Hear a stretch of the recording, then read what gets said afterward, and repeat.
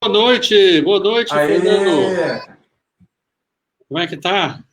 Boa noite, Tá tudo bem? Como é que tá, meu amor? Tudo jóia? Tudo jóia, graças a Deus. Estou aqui Olá, boa noite a todos os nossos seguindo o seguidores, aí, Daniel os para ele nossos subir. internautas. Como o cabelinho aí, doutor? Oi? O cabelinho dele fica uma... Cabelinho, dá uma passadinha a mão no cabelinho, só. A Júlia saiu daqui que eu não estou achando ela e o Daniel está chorando aqui. Peraí.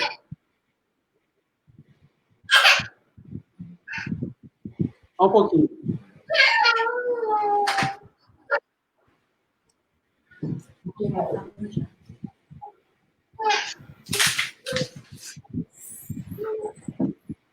Olá, então quero cumprimentar a todos os nossos internautas que estão aí agora nos vendo nessa live, nessa mais uma live aí do Instituto Vida, junto com o doutor Nakamura. E hoje, aí agora já se... Estou me recompondo.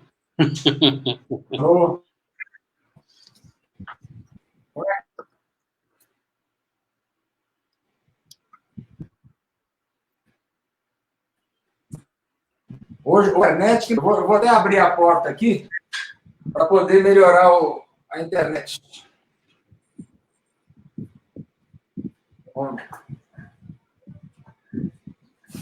Hoje a internet está ruim aqui, viu?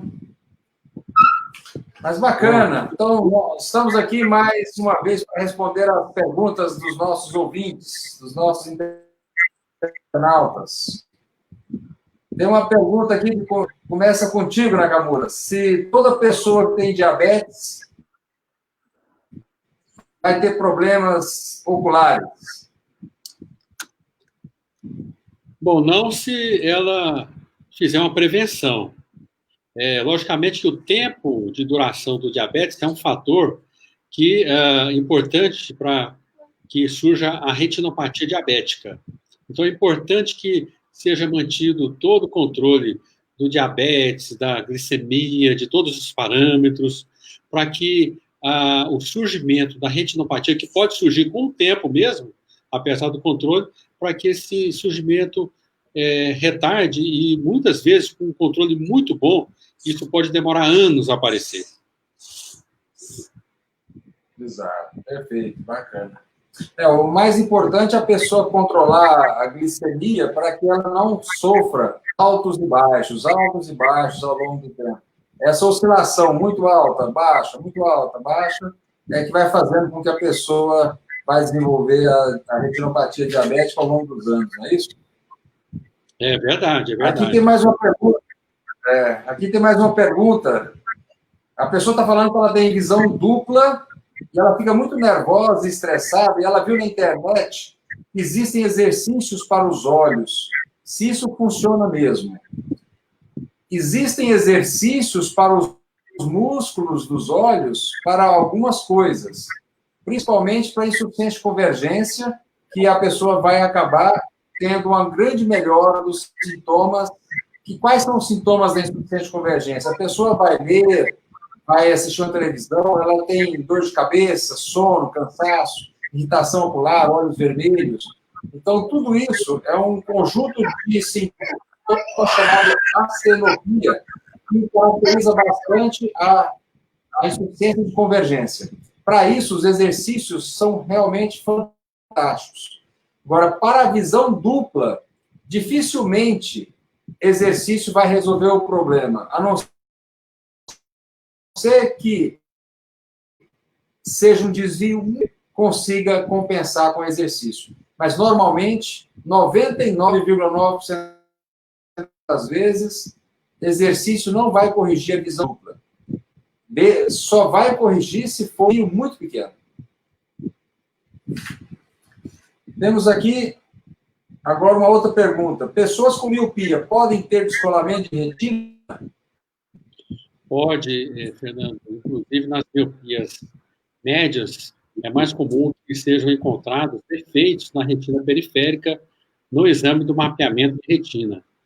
Então, muito importante que esse exame seja feito, o mapeamento de retina, para detectar esses possíveis defeitos ou buracos periféricos de retina, fazendo assim a prevenção através do laser, através da observação, em alguns casos, onde esses afinamentos retinianos não são tão importantes. Então, além do grau, né, de mudar, de fazer aquela avaliação mensal, é importante que seja observado também a retina desses pacientes, mesmo eles sendo assintomáticos, por serem míopes. Deve ser observada a retina deles no exame que o oftalmologista vai solicitar após o exame geral. Perfeito. Agora, uma outra pergunta aqui. Como que pode controlar a pressão intraocular dos olhos? A primeira opção, sempre a gente lança mão dos colírios. Existem hoje no mercado inúmeros colírios, existe uma gama muito grande de possibilidades de tratamento. Então, a gente lança mão dos colírios. Quando um colírio somente consegue, a gente pode lançar mão de associações de um ou mais colírios, de dois ou mais colírios. Então, não dando certo isso, ainda existe uma possibilidade de usar uma medicação chamada acetazolamida, via oral, para diminuir essa pressão. E aí, quando o tratamento clínico não consegue resolver o problema, não consegue controlar a pressão, nos resta agora os procedimentos cirúrgicos para o glaucoma. Então, é assim que a gente controla a pressão intraocular dos olhos, porque o glaucoma é uma doença crônica e que leva à cegueira se não tratado. Tem uma paciente querendo saber se é possível fazer transplante de retina. Bom, depende do caso, né? São casos raríssimos, com estudos não comprovados ainda, e com um resultado, um caso ou outro isolado. Vou te dar um exemplo, já foi feito nos Estados Unidos, em outros países também, o transplante autólogo da retina para buraco macular crônico com recorrências e que não fecha.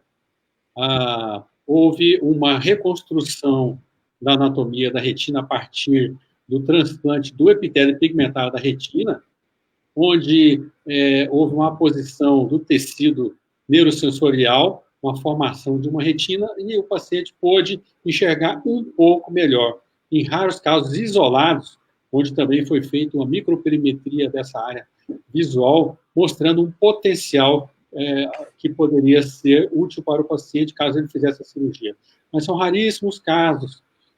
A maior parte dos casos não se aplica, ainda não há estudos multicêntricos nisso, né? Mas existe uma luz no fim do túnel acerca do transplante da retina. Hoje, o que nós podemos fazer, nós já fazemos há algum tempo, especialmente para problemas mais sérios de retina, onde existem cicatrizes, onde existem descolamentos de retina com epitélio pigmentado da retina viável, é possível fazer uma translocação retiniana cirúrgica, que é indicada também em casos isolados, havendo, em muitos deles, uma certa melhora visual, mas não é uma coisa ainda com a qual podemos contar com, pelo menos por enquanto. Perfeito. Bacana. Tem uma outra pessoa que diz que na família de uma amiga tem 3 filhos que nasceram com estrabismo. Até que idade pode se tratar o estrabismo e se tem possibilidade de ficar com os olhos normais? O estrabismo, o ideal, ele tem que ser tratado na criança antes dos 7 anos de idade por causa da visão binocular, chamada estereoscopia. Então, a visão binocular ela tem que ser tratada antes dos 7 anos de idade. Depois disso, se torna apenas um tratamento estético, mas tem a possibilidade, sim, dos olhos ficarem normais.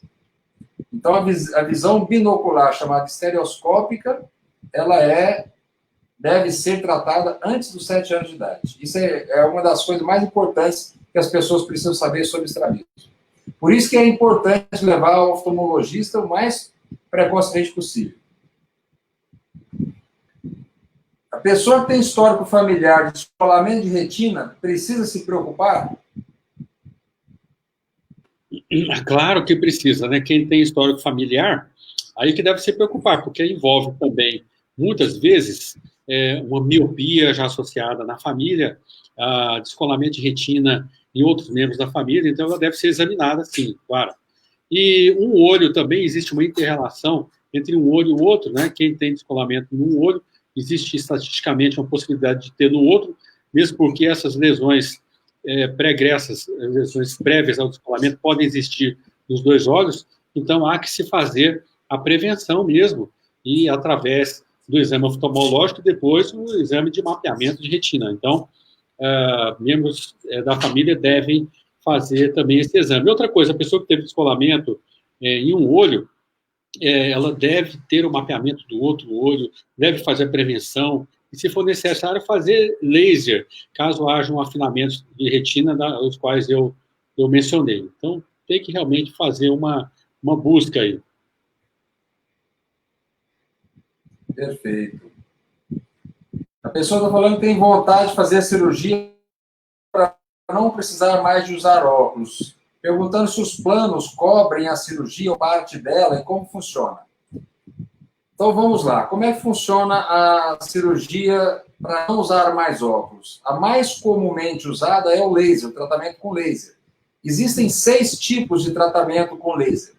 Tem o PRK, o LASIK com lâmina e o ILASIK, que é o LASIK com o laser de femtosegundo.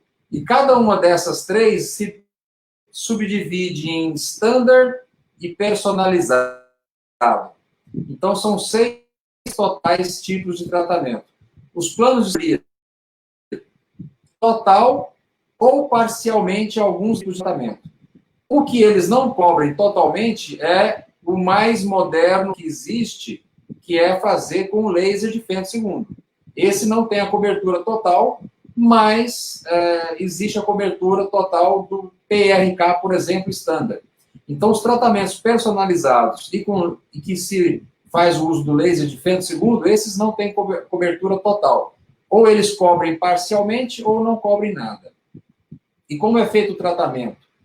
O paciente passa pelo exame oftalmológico, faz todos os exames necessários, passa pelo exame da aberrometria, cirurgia do grau, e ali você faz o tratamento com laser de femtosegundo para preparar o flap e depois faz o tratamento com excimer laser, ou seja, são usados 3 equipamentos, o aberrômetro, o excimer e o femtosegundo. Então, essa forma é o tratamento mais moderno hoje que nós conseguimos dar para os nossos pacientes.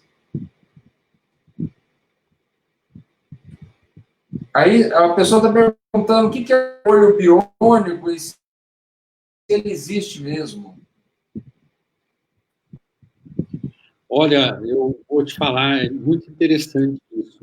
Algumas doenças da retina, como a retinose pigmentar, ela pode ter como solução ou tratamento ou melhora significativa o olho biônico de um lado, tratamentos genéticos de outro.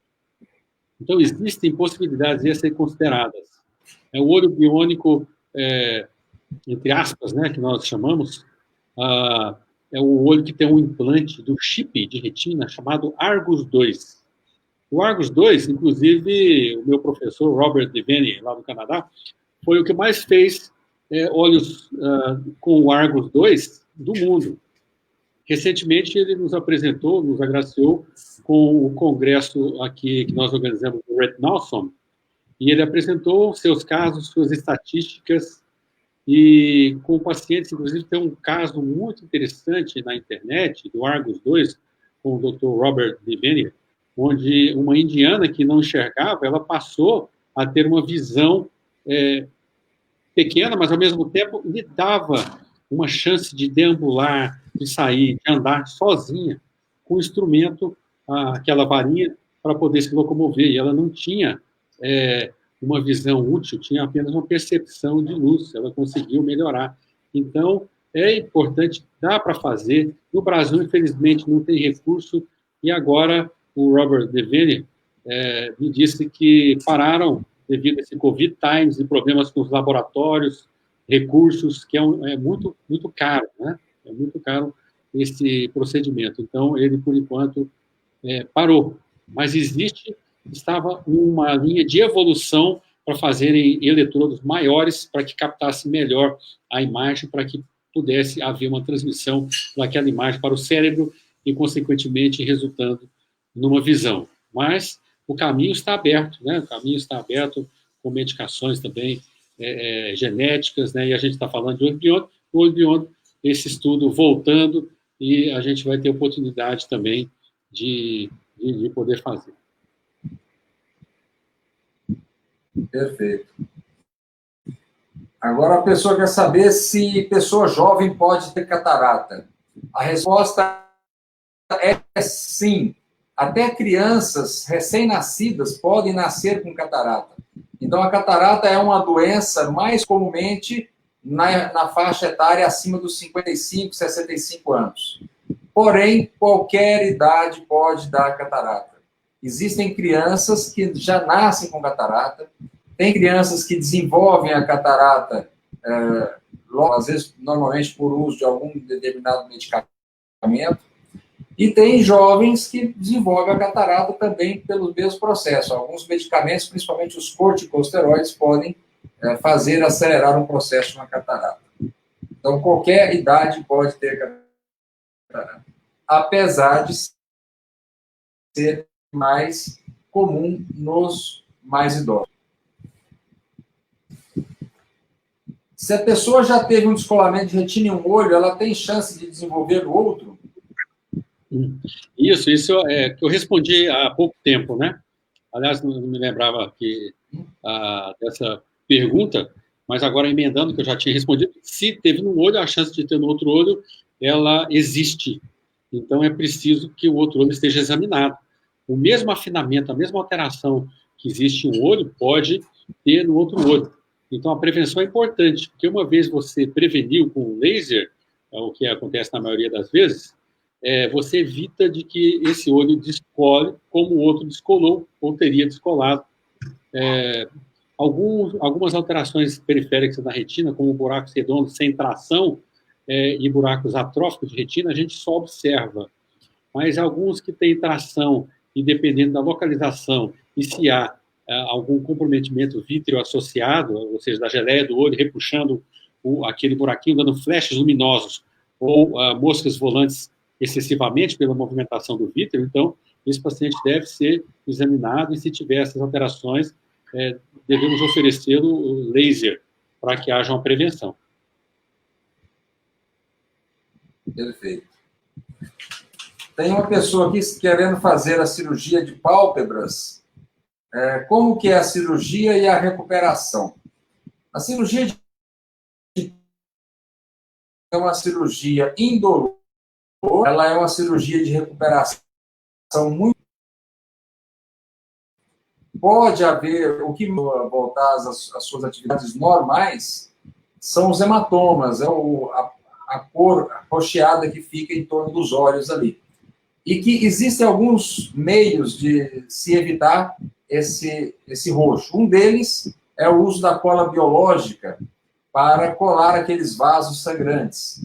O outro é fazer um curativo compressivo no pós-operatório, que faz com que isso diminui bastante a possibilidade de grandes hematomas. Então, isso facilita e acelera o processo de recuperação.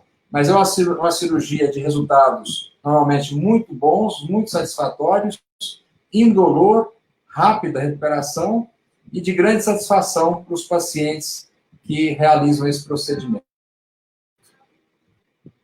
A pessoa está perguntando o que é o buraco macular e como que ele se forma e qual que é o tratamento. Bom, o buraco macular é um defeito na mácula, área central nobre visual, bem no centro onde existe a fóvea, que é a zona central da retina. Então, o que acontece?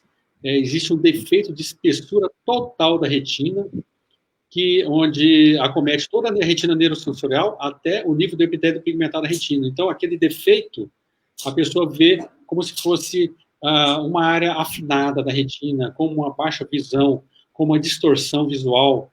Então, esse é o chamado buraco macular. O tratamento do buraco macular é um tratamento cirúrgico. mas existem reports de buracos maculares pequenos que, com o desprendimento espontâneo do vidro, podem fechar também espontaneamente, mas são casos mais raros. A gente oferece, a depender do tempo de duração daquele buraco macular, se não é muito tempo, muito antigo, ou se tornou crônico, e onde há uma chance visual, através de exames a gente consegue detectar isso, a gente oferece a cirurgia. A cirurgia chama-se vitrectomia, com pilha de membrana limitante interna e gás intraocular para o buraco macular. Depois da cirurgia, o paciente deve ficar com a posição com a cabeça baixa para que o gás fique na parte da retina e promovendo o fechamento desse buraco macular. Então, é uma cirurgia que tem a sua complexidade, mas tecnicamente é uma cirurgia tranquila de ser feita, e se o paciente sentiu ou teve uma mancha na área central visual, ou faltando um pedaço, ou um afinamento, como se fosse uma cinturinha na parte central, ele vai ver uma caneta assim, e no centro parece que está afinado. Isso ocorreu recentemente, quanto mais cedo ser examinado para que possa confirmar ou não se é o buraco macular ou alguma outra alteração retiniana, então vai ser melhor para ele, porque se diagnosticarmos o buraco macular, podemos fazer o tratamento em tempo hábil.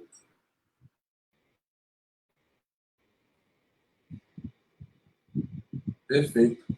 Então, a paciente quer saber que ela está com o olho lacrimejando. O que pode ser? Normalmente, o que acontece quando o olho começa a lacrimejar é porque os canais lacrimais, as vias lacrimais, estão sendo obstruídas, ou parcialmente ou totalmente.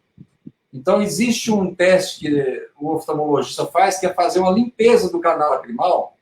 Se for uma obstrução parcial ou possível de ser removida, o lacrimejamento melhora nos dias seguintes. Quando essa obstrução já se consolidou, já endureceu e já não há mais possibilidade de reverter com a lavagem das vias lacrimais, aí se torna necessária uma cirurgia chamada dacrioscistorrinostomia, que ela pode ser feita por fora, na pele, ou por dentro do nariz. Normalmente, por dentro é mais aconselhável, é mais rápida, mais segura, a recuperação é melhor e não fica com aquele corte na parte externa. Então, hoje, nós preferimos fazer o tratamento da obstrução do canal lacrimal por dentro do nariz. Aí você coloca uma sonda chamada de Crawford por alguns meses para que a cicatrização permita fazer com um novo trajeto ali e que na hora que retirar a sonda, a lágrima continue seu trajeto natural. Porque a comunicação do olho, dos canais lacrimais, é feita através do nariz e da garganta. Então, todas as vezes que você pinga um colírio, você pode, às vezes, sentir o gosto dele amargo lá na garganta por conta dessa comunicação. Então, é isso daí. A pessoa está perguntando, ela disse que tem uma trombose na retina. O que leva a causar a trombose? Qual o tratamento que pode ser feito? Bom, a trombose, nós colocamos o nosso nome científico como uma oclusão vascular. Essa oclusão vascular, ela gera uma hemorragia na retina, essa hemorragia causa uma baixa da acuidade visual, o paciente começa a ver embaçado, e geralmente é de curso súbito.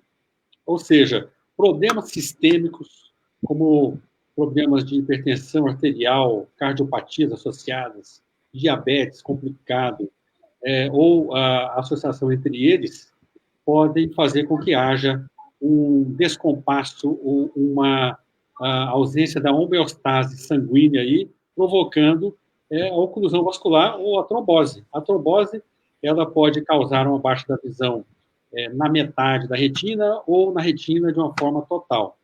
Quando isso ocorrer, o paciente deve ser examinado para que a gente faça o pedido daquele exame, como eu falei para você, o mapeamento de retina, para que a gente detecte realmente se existe a trombose vascular, né?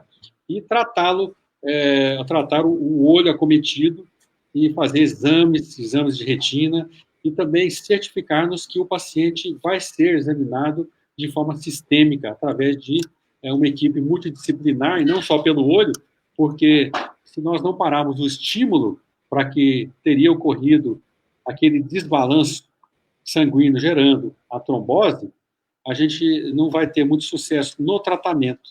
Mas o tratamento ele é baseado no efeito vascular com antiangiogênicos. Em alguns casos, onde a trombose já evoluiu para complicações, a gente trata as complicações, como a hemorragia vítrea, como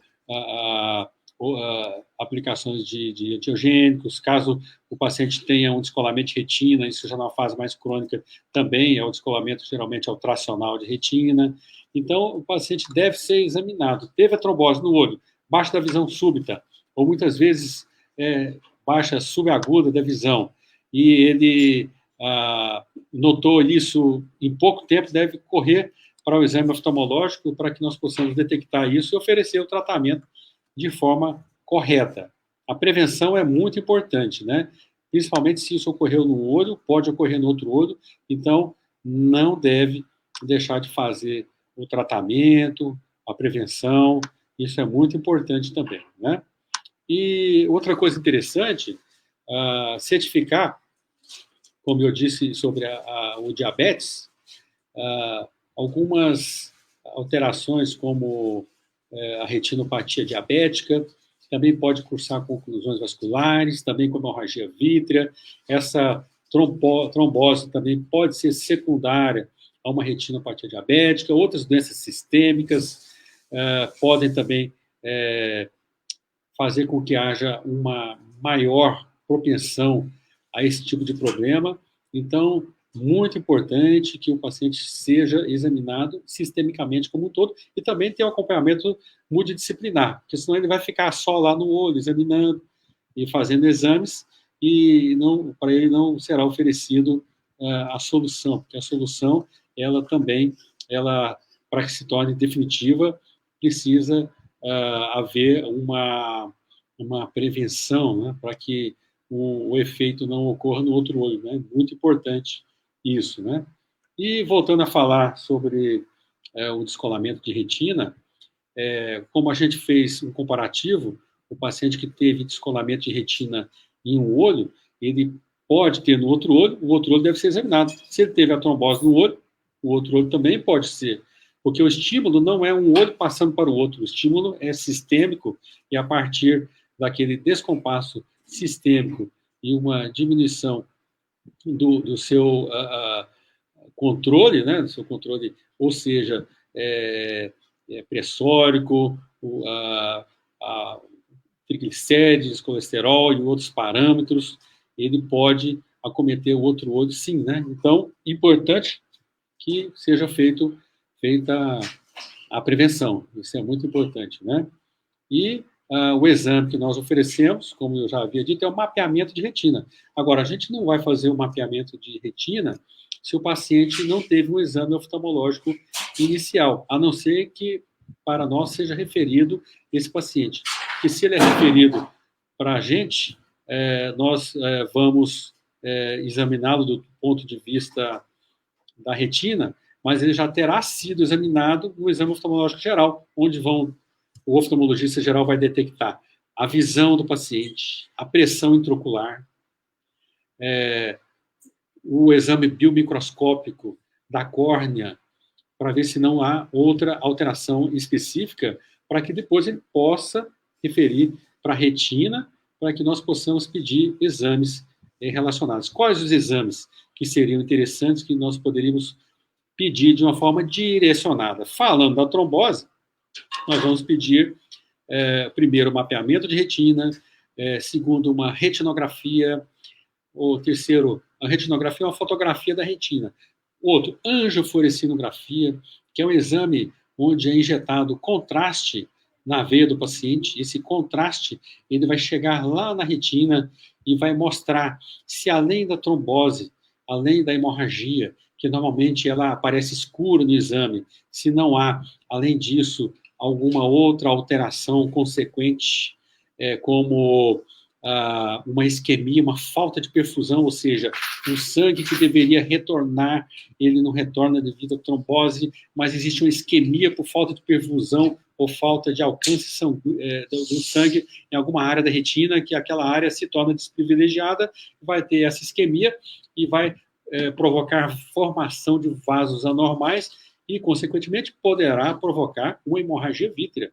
Isso acontecendo em hemorragia vítrea, em alguns casos, o paciente deverá ser operado, fazer uma cirurgia para que ele possa ficar livre dessa hemorragia, no caso da hemorragia vítrea, consequente a uma trombose já de longa data que talvez não tivesse sido tratado. E voltando para fazer a questão do exame e da prevenção e até em direção ao tratamento do descolamento de retina, que a gente falou agora há pouco, mediante pergunta do telespectador, na retina já é um pouco diferente. Na retina, nós colocamos também o mapeamento de retina como um exame de primeira escolha. Em alguns casos, onde não podemos ver bem o fundo do olho, sim, a gente passa a fazer um exame que se chama ultrassom, para ver a movimentação da retina, ver a cronicidade do tempo que aquela retina está descolada ou não, e proceder ou não ao tratamento cirúrgico. E quando a retina está descolada, a maior parte das vezes o tratamento é cirúrgico.